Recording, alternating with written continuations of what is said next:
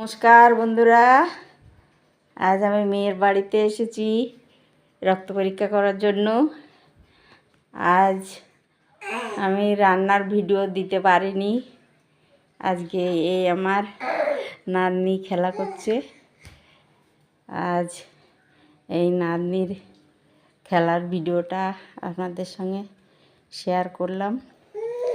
ভালো লাগলে প্লিজ একটা লাইক সাবস্ক্রাইব করে দেবেন।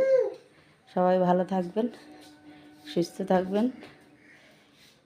টাটা।